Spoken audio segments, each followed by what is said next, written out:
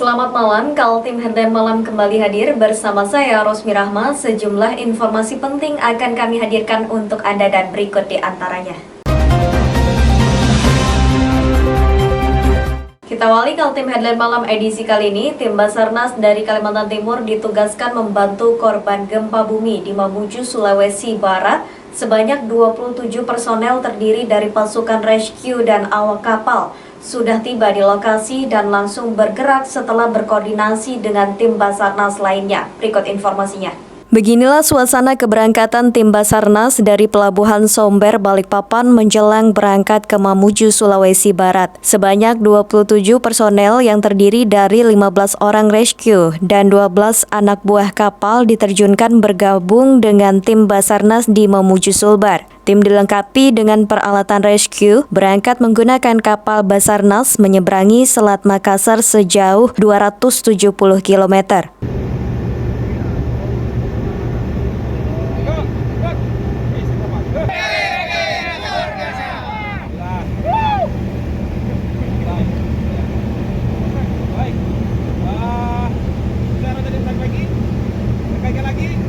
Kita bawa sudah naik semua, ongkosnya. Tidak dapat pakai, baju kembali lagi ke atas sampai paham? Ya, peralatan kita jangan sampai rusak ataupun hilang di sana.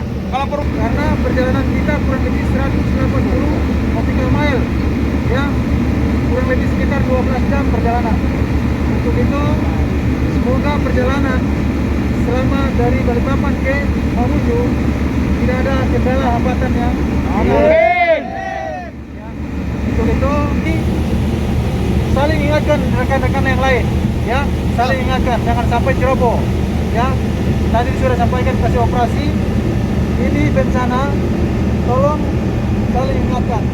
Setelah perjalanan kurang lebih 12 jam, tim Basarnas Kaltim tiba di Mamuju dan langsung melakukan koordinasi dengan tim Basarnas yang sudah membangun posko. Mereka mengaku sudah siap untuk melakukan pencarian dan pertolongan terhadap korban gempa. Gempa di Sulawesi terjadi 2 kali pada hari Kamis dan Jumat dini hari. Korban meninggal dunia menurut data sementara sebanyak 45 orang, dengan ratusan orang yang terluka. Dalam video yang tersebar di media sosial bahkan terlihat bangunan-bangunan yang rusak, termasuk kantor Gubernur Sulbar. Beredar juga video korban yang terjebak dalam reruntuhan bangunan. Selamat malam, saat ini pukul 9:19 waktu Indonesia Tengah. Kami dari Basarnas Kaltim sudah tiba tadi pukul sekitar 8.30 tadi hari ini pada hari Jumat. Saat ini kami berada di Plaza Matos, ya. Kondisinya cukup perhatikan, ini ada bekas runtuhannya, kita tidak bisa mendekat karena posisinya cukup berbahaya. Saat ini kita berusaha untuk mencari informasi terkait dengan data-data dan juga menunggu koordinasi dari pihak Basarnas Mamuju. Saya kira lagi menunggu untuk pengarahan lebih lanjut dari Mamuju. Untuk sementara kondisi saat ini blackout, ya, mati lampu semua di sekitar pelabuhan dan plaza Mall Matos ini tidak ada aktivitas, hanya beberapa motor lewat dan beberapa mobil yang nyala lampunya. Namun sementara belum ada kita temukan tanda-tanda korban. Sekian, terima kasih. Tim Basarnas Kaltim memperkirakan akan berada di Sulbar selama 1 pekan. Namun tidak menutup kemungkinan masa tugas itu akan bertambah sesuai dengan kebutuhan lapangan. Tim Kaltim TV melaporkan.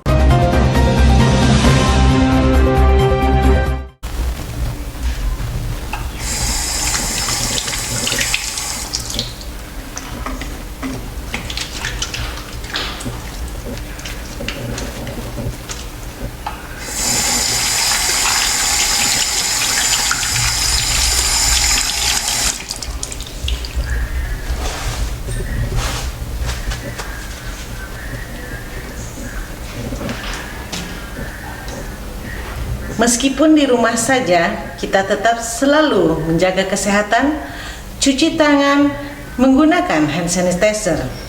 Ingat, mulailah dari diri sendiri.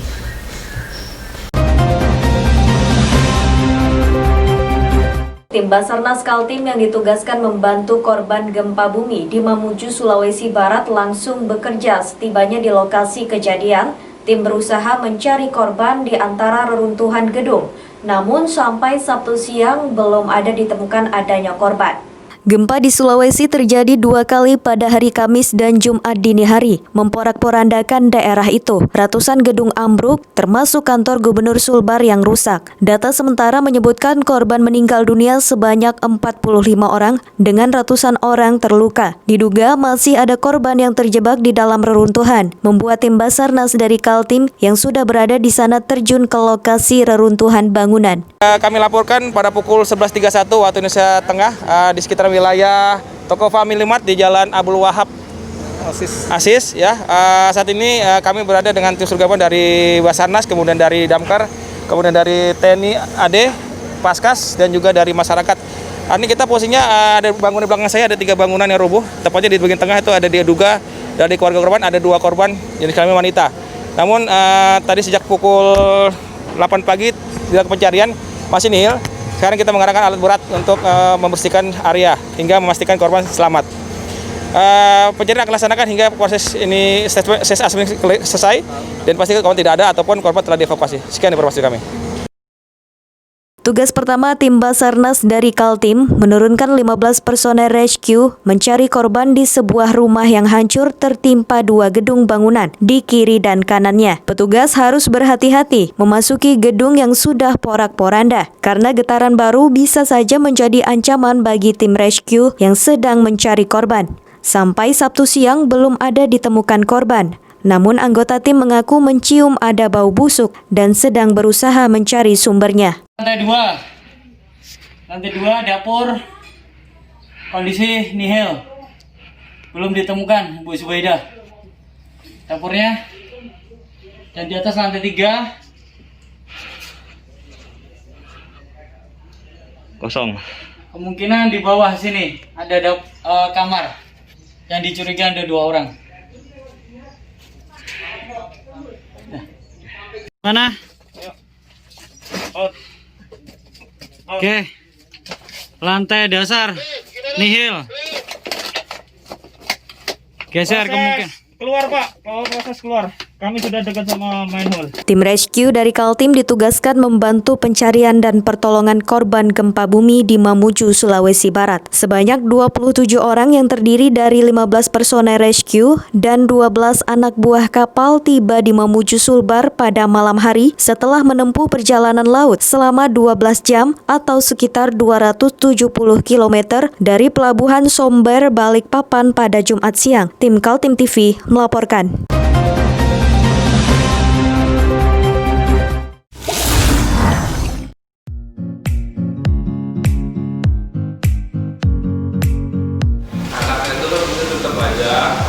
Cara mudah beriklan digital di Kaltim TV.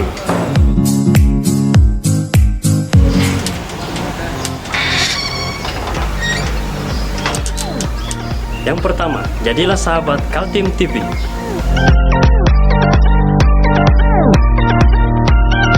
Dengan Rp1.000.000, para sahabat mendapat 20 kali tayang di slot berita kamu.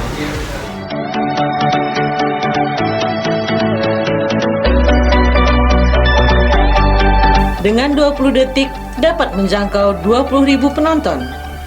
Anda beruntung karena mendapat kesempatan perdana dari kami. Ayo jadilah sahabat Kaltim TV.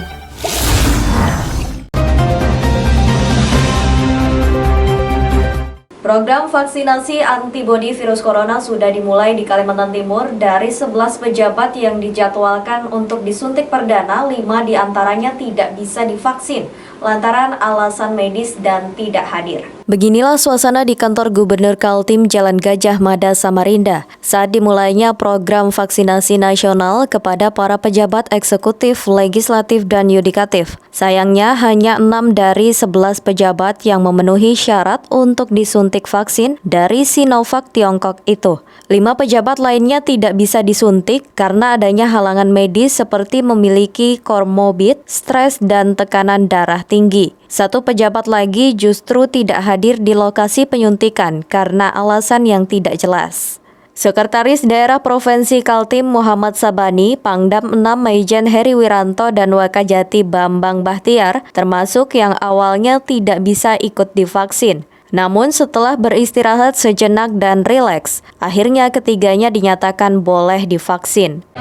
menjadi perhatian bahwa tidak ada hal-hal yang perlu ditakutkan. Apakah karena ngelihat teman-teman yang divaksin tadi tegang seperti itu, jadi mencoba? Itu salah satu hal supaya teman-teman bisa rileks sedikit. Ya. Saya pun juga sendiri agak stres tadi ya. Awalnya tenang, ketika dipanggil ke depan melihat teman-teman media semuanya, kok jantung saya kok berdebar-debar. Jadi ada sesuatu yang nggak benar ini kan ya. Sempat grogi, tapi akhirnya ini sekaligus menjawab pertanyaan tadi itu. Saya minta izin kepada petugas, tolong saya kasih waktu saya untuk tenangkan diri dulu. Jadi caranya menenangkan diri itu, tarik nafas dalam, hembuskan lewat mulut, tarik nafas dalam lewat hidung, hembuskan lewat 3 kali aja sudah. Berapa orang tadi yang kena pending, Dok? 6 orang rasanya ya. 6 orang. Dok, kalau selain itu dok, ada makanan khusus kan dok yang dimakan mungkin sebelum ini? Tidak ada. Yang penting istirahat. Yang penting istirahat 8 jam per hari ya. Itu yang paling penting. Tapi tadi semuanya tuh pending aja dok, bukan gagal. Bukan gagal. Pendingnya dalam pengertian pending karena tensinya di atas 140. Syaratnya kan tekanan darah itu 140 yang boleh menerima Batas vaksin. minimalnya berapa dok? Kalau darah rendah, Kalau normal tekanan darah itu kan 120 per 80. Ya. Khusus untuk pelaksanaan vaksin ini karena mungkin ada umur-umur di atas 50. Wakil Ketua DPRD Kaltim Muhammad Samsun dan Kapolda Kaltim Heri Rudolf Nahak menjalani vaksin dengan lancar. Menurut Samsun, setelah divaksin dirinya merasa lebih nyaman karena ada rasa percaya diri karena di tubuhnya sudah ada antibodi untuk melawan virus corona. Dia meminta warga Kaltim untuk tidak khawatir ketika saatnya nanti menerima vaksin. Tim Kaltim TV, Hardin, melaporkan.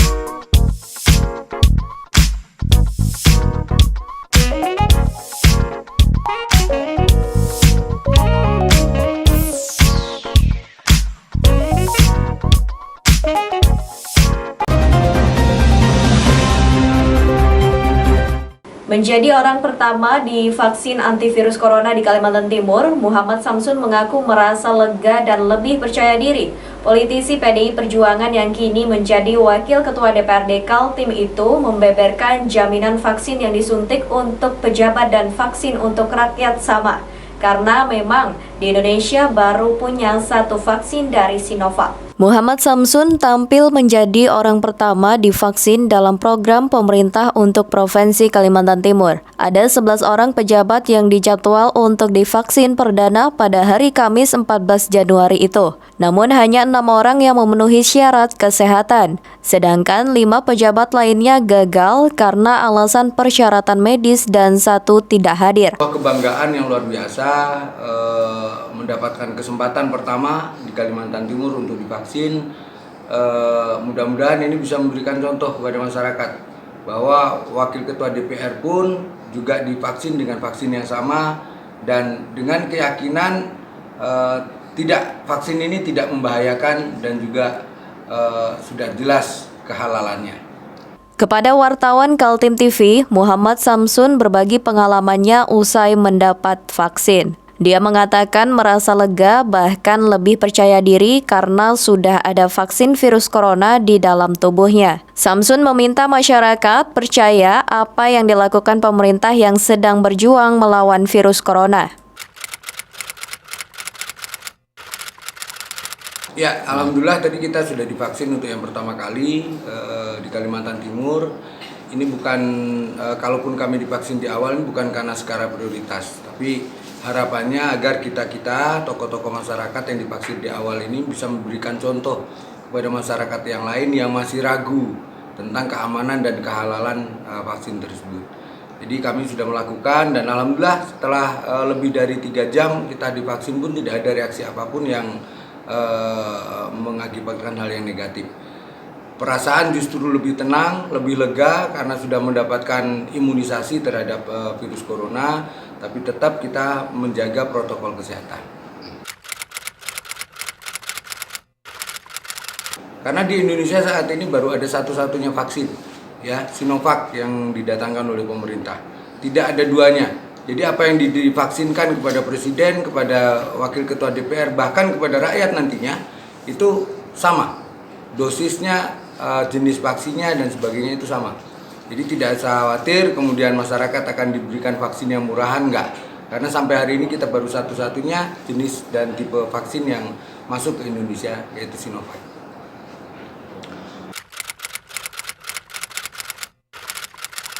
Vaksin ini, vaksinasi yang dilakukan pemerintah ini adalah upaya pemerintah untuk menyehatkan bangsa.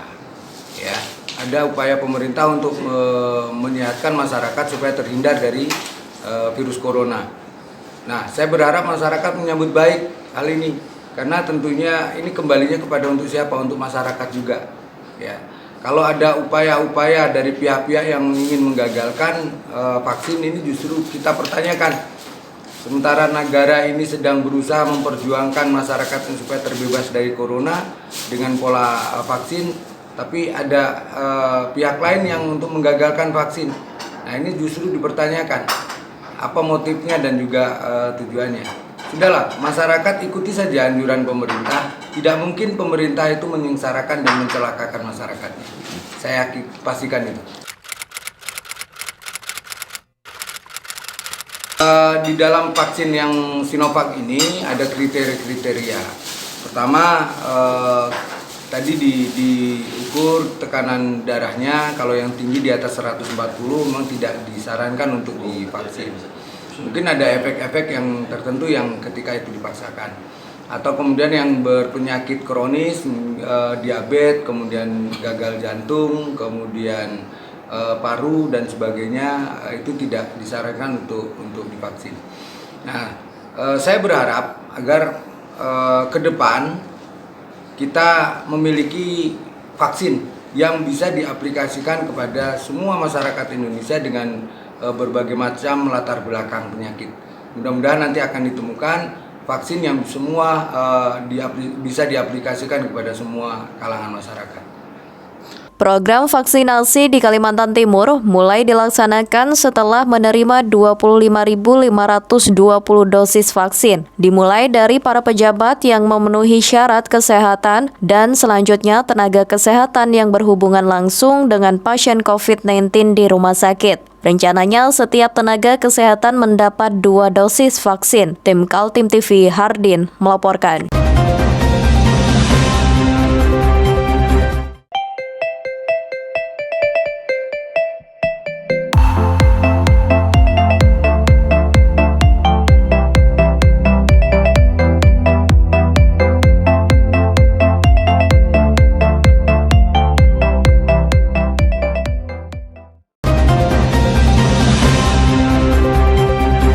Mahasiswa Universitas Mula Warman melakukan demonstrasi menuntut uang kuliah tunggal gratis. Alasan mereka karena sudah memasuki 3 semester pandemi COVID-19 terjadi dan perkuliahan antara dosen dan mahasiswa hanya lewat online. Inilah aksi puluhan mahasiswa yang tergabung dalam Aliansi Mahasiswa Universitas Mula Warman pada Selasa pagi. Mereka mendatangi gedung Rektorat Unmul untuk bertemu dengan rektor, namun diterima oleh Wakil Rektor 2, Dr. Insinyur Haji Abdunmur dan Wakil Rektor 3, Dr. Insinyur Haji Encik Ahmad Saifuddin. Aksi damai mahasiswa dipicu oleh terbitnya surat keputusan rektor yang mengatur adanya keringanan uang kuliah tunggal hanya untuk mahasiswa yang kuliahnya tersisa SKS. Para mahasiswa menginginkan UKT gratis untuk semua mahasiswa. 2 alasan mengapa para mahasiswa menuntut UKT gratis, yakni karena masa pandemi COVID-19 membuat penghasilan para orang tua mahasiswa banyak yang kesulitan. Kedua, perkuliahan juga tidak berbiaya mahal karena bukan tatap muka di kampus tapi melalui daring. Melalui keresahan bersama dengan UKT yang tidak kunjung gratis, UKT yang tidak kunjung diberikan kepada mahasiswa secara menyeluruh, inilah membuat kami merasakan kenapa kebijakan-kebijakan ini tidak berpihak kepada mahasiswanya. Sudah seharusnya rektor memberikan suatu kebijakan yang mana kita sudah melalui 3 semester masa pandemi, itu artinya kita sudah melewati 1,5 tahun masa pandemi ini. Jadi seperti itu. dari kenapa kami harus menuntut UKT itu gratis. Yang pertama adalah UKT hari ini tidaklah memperlihatkan transparansinya kemana anggaran ini terjadi. Bahwa berdasarkan Permendikbud nomor 25 tahun 2020 yang mengatakan biaya langsung dan biaya tidak langsung itu ada diatur. Nah, sedangkan biaya langsung itu adalah yang mana biaya yang digunakan untuk perkuliahan tatap muka dan beberapa kegiatan akademik. Nah, setelah itu, para pendemo tak berhasil menemui Rektor Unmul Profesor Mas Jaya yang sedang berada di luar kota. Namun Rektor berpesan kepada para wakil rektor untuk disediakan waktu untuk berdialog dengan mahasiswa setelah berada di Samarinda. Ya, Pak Rektor hari ini sedang berada di luar kota. Untuk menerima Anda mendengarkan orasi pada siang hari ini. Kemudian yang kedua, terkait dengan apa yang ingin Anda sampaikan kepada Pak Rektor secara langsung, saya tadi sudah laporkan kepada beliau. Ya, tentu saja beliau akan terbuka, ya, bila mana beliau ada di sini akan menerima Anda. Ada waktu, ya, disampaikan kepada saya kapan Pak Rektor, kapan Anda akan bertemu dengan Pak Rektor, dan kami akan mengecek jadwal Pak Rektor yang siap untuk bertemu dengan Anda. Tentu kita harus menerapkan protokol yang sudah ditetapkan pemerintah, ya kan? Sikap dari mahasiswa terhadap proses pendidikan di Indonesia, secara khususnya di Universitas Mula Warman terkait dengan beban uang kuliah tunggal. Jadi datang hari ini saya pikir mudah-mudahan memberikan manfaat dan berkah untuk adik-adik semua dan untuk kita semua dari Allah Subhanahu wa Ta'ala. Amin ya rabbal alamin. Perlu saya respon karena tadi sebetulnya lebih cepat lebih baik saya pikir, apalagi ini terkait tadi yang disampaikan dengan waktu pembayaran UKT yang berakhir tanggal 22. Tidak ada yang tidak mungkin kalau akhirnya dari sebuah proses komunikasi di antara adik-adik mahasiswa dan pimpinan universitas akhirnya harus mereschedule waktu pembayaran itu tersebut. Yang perlu kalian ketahui, SK Rektor ini timbul justru dari sikap dan inisiasi Pak Rektor untuk segera memberikan sebuah pedoman kebijakan UKT tahun semester genap ini. Selain menuntut Unmul menggratiskan UKT semester genap, mahasiswa juga menyuarakan transparansi anggaran serta menolak penerapan SPU atau sumbangan pengembangan universitas di kampus yang berada di Gunung Keluas, Samarinda itu. Tim Kaltim TV, Heriman melaporkan.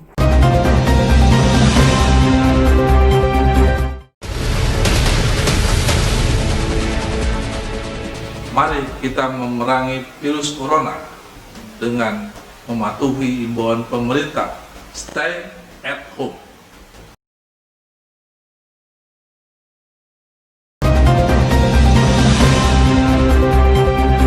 Ada kabar gembira bagi penggemar kopi luwak di Kaltim. Ternyata di Kabupaten Kutai Kartanegara ada kelompok tani yang sedang giat-giatnya membangun kampung kopi luwak.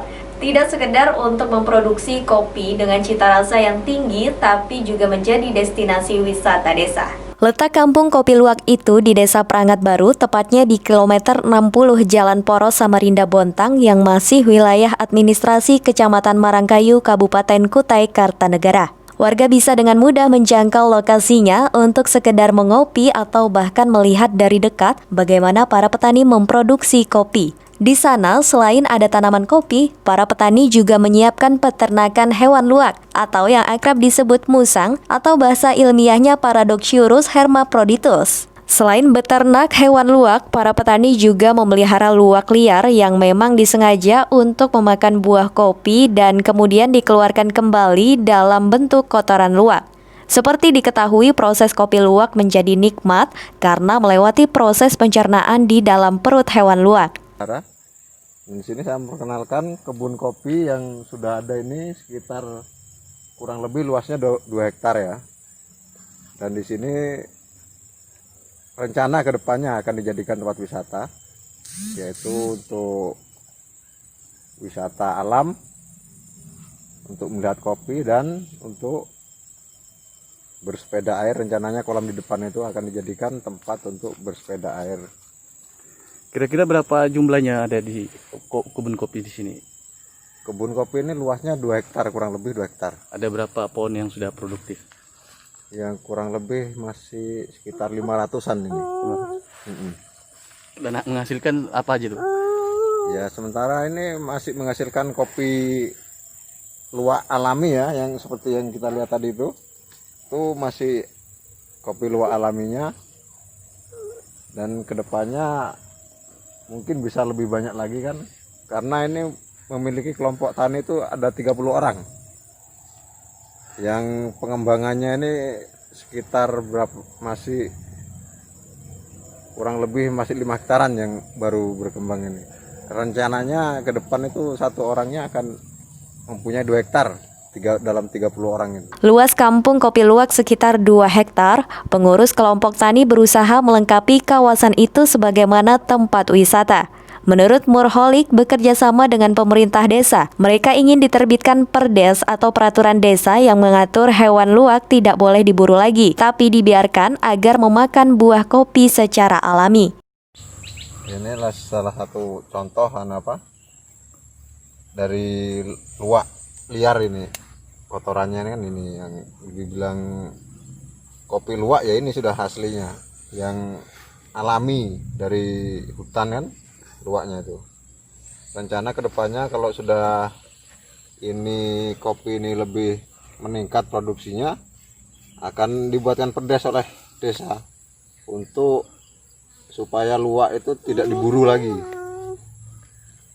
agar nanti luwak kan bisa berkembang biak dan bisa untuk jadi hasil untuk kopi ini. Diakui Murholik, proses pembuatan kopi luwak masih mengalami kendala produksi lantaran belum dilengkapi dengan sentuhan peralatan yang memadai. Tim Kaltim TV, Hardin melaporkan.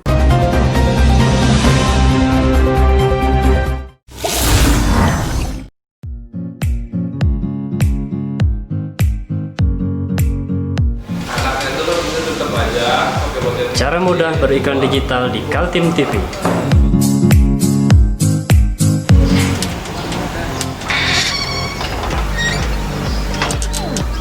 Yang pertama, jadilah sahabat Kaltim TV.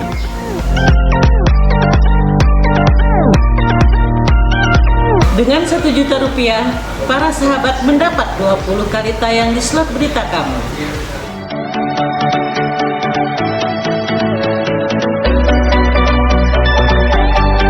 Dengan 20 detik dapat menjangkau 20.000 penonton.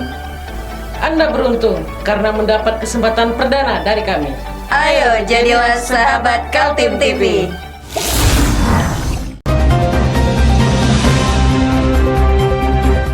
Demikian Kaltim Headline Malam edisi kali ini. Informasi lainnya dapat Anda simak melalui situs website kami www.kaltim.tv, channel YouTube dan fanpage Facebook Kaltim TV.